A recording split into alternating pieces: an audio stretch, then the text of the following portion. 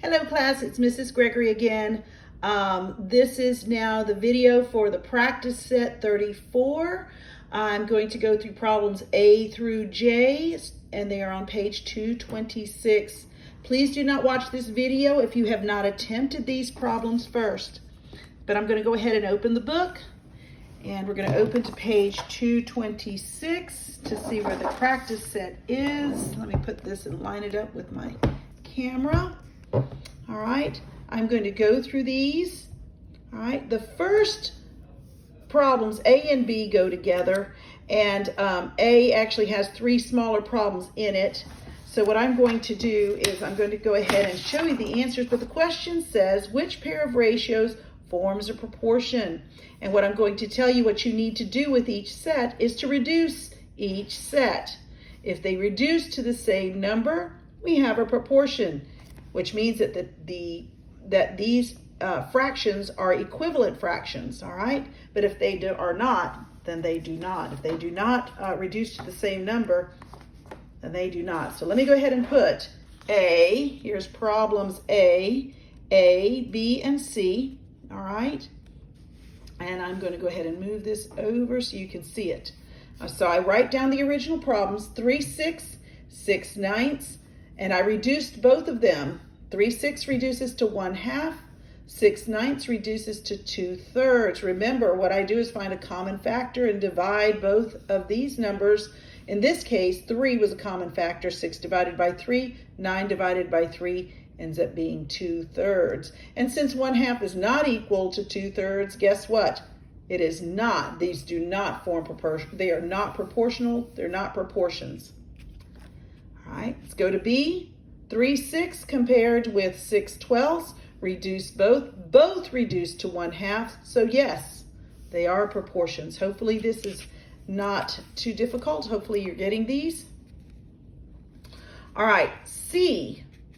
I'm going to now, I think they were trying to give you a little trick here, but 3/6 compared to 6/3. All right, again, reduce.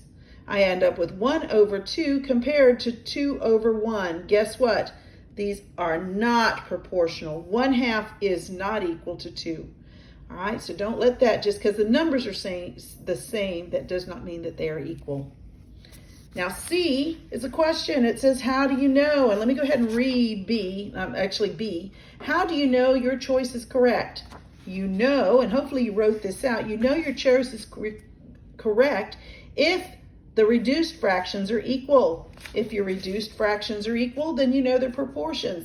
B was the only one that fit that category. Okay? If I said that too fast, please go back and watch this again. All right, check your answers. All right, C, D, E, and F are the next problems. It says solve each proportion. And I'm going to go ahead and preface this that C and D, they were a lot like our examples, but E and F are not. So please listen carefully. Some of you may have gotten this, but some of you may not. And I want to make sure I go through those with you I'll take a little bit more time on E and F. All right, but C and D, we'll start with writing the original problems. The original problem on C says 4/6 is equal to C over 18, and we're to solve this proportion. All right, and we're looking for C. So what I do is I look at the relationship between 6 and 18, and it turns out 6 times 3 gives me 18. So therefore, to find C, I just have to multiply 4 also by 3, and I'll find that 3 times 4 is equal to 12. If I were to put 12 up here, I would find that 12 over 18 will reduce to the same number as 2/3 as 4 over 6. So I can prove it. I can check it. Let me go ahead and show you that real quick. I can check that by saying 4 over 6, is it equal to 12 over 18? And I reduce both. This will reduce to 2/3 because I'll divide by 2, right? And 12 over 16, the common factor in that is 6. So we'll divide by 6. I end up with 2 over 3. So yes, these are proportional, and 12 is the correct answer for C. All right. D also. D is 9 over 3 equals 18 over D. They told us that they're proportions, so these two equations have to be equivalent. So I look at the relationship between 9 and 18, and I find that 9 times 2 gives me 18. To find D, then I'm going to say 3 times 2 equals D. Turns out D is equal to 6. Hopefully you got the same answer. Now, let me go through E. E doesn't work the same way, but it can be. There's just one extra step for E and F. I'm going to tell you that the original problem was E over 9 equals 5 over 15. Now, if I went straight and did the way we did before, I'd look at the relationship between 9 and 15, and guess what? It's not obvious. 15 is not a multiple of 9. But what I can do ahead of time is reduce this bigger number, turn 5/15 into 1/3. Now do the same thing. Just go back, and we'll say 3 to 9. I had to just multiply 3 to 9. I'm going this direction this time. So now E is equal to 1 times 3, and it equals 3. Go back and put it in my original problem just to check it.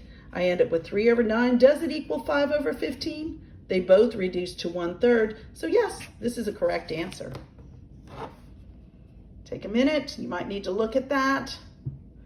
All right. F is a lot like it. So we're going to go through that one more time. F is 4 over F equals 3 over 12. Again, when I look at the relationship of the two numbers I do have, right? When I look at that, there's no easy way to go from 3 to 4. I mean, they're not multiples of each other. But if I go ahead and reduce 3 12s to 1/4 and replace it, then I can do it. I can say 4 over F is equal to 1/4. So I'm going to replace it. And so it turns out 1 times 4 equals 4. So I'm going to go this direction. 4 times 4 is equal to F. My final answer is 16. And then I can check it. 4 over 16, does it equal 3 over 12? Both of those numbers reduce to 1/4. So F is 16. All right. Now, look what I'm marking all over my book. I got to be careful with these markers. Now, the next thing we got, G, H, I, and J are word problems. So I'm going to go ahead and read the word problem. I will move the book and put my paper in so I can actually write again, not write all over this book.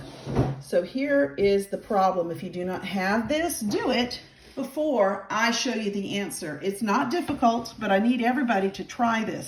You can't learn from watching me do it. You need to do it yourself first. It says the wholesaler offers discounts for large purchases. The table shows the price of an item for various quantities. Is the price proportional to the quantity? And then how do you know? All right, so I'm going to take a moment, move the book. I'm going to put my paper up here. Here's my answer. Of course, you know, I want you to read the problem at least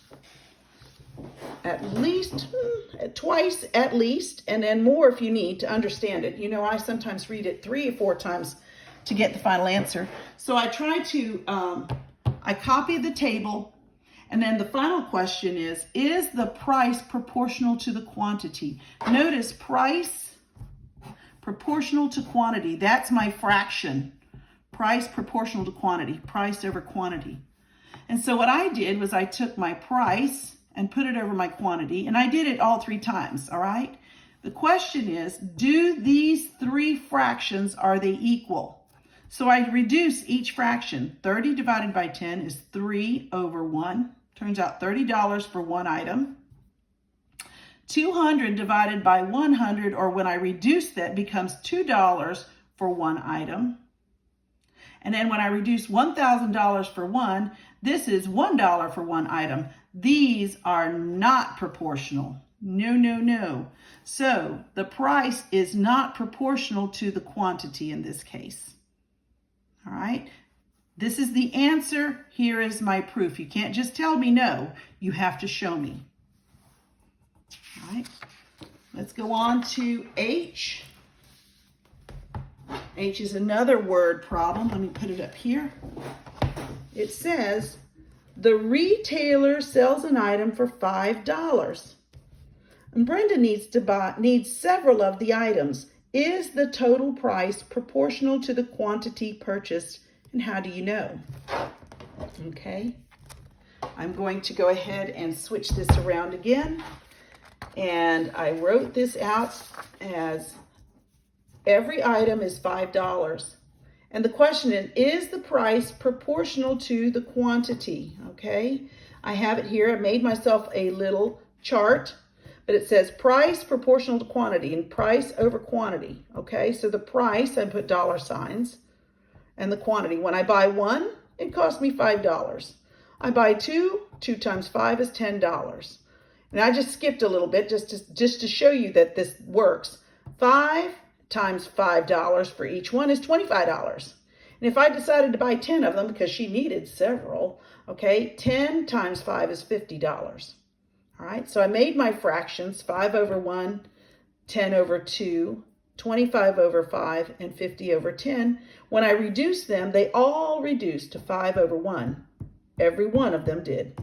So because these are equal, the reduced fraction is equal, yes, the price is proportional to the quantity. How do I know? Because the reduced fraction is the same in every case. Take a moment. All right. All right, I got 2 more problems. I and J. All right, let me put the book back here. You can look at it with me. All right. This time it says solve problems I and J by creating a ratio table and writing a proportion. Let me just go and say I did not do it that way. I'm going to show you the way I do it, and I'm just as comfortable with that. If you're more comfortable with the ratio table that they showed you up here, you're welcome to do that. But I just feel like we've already been doing this in fraction form, and I just feel like that's just, it just makes more sense to continue with the way they originally taught us, okay? So let's look at I. The ratio of the length to width of a rectangular room is 5 to 4. If the room is 20 feet long, how wide is the room? Okay, so I got a picture, I didn't actually do a picture, I should do a picture. All right, what they have here, and I'm going to draw a picture of a rectangle. Let me move my book. All right, it says, so I wrote the ratio of length to width of a rectangle is 5 to 4. There's my first fraction. If the room is 20 feet long, how wide is the room? So I start off with length over width, 5 over 4.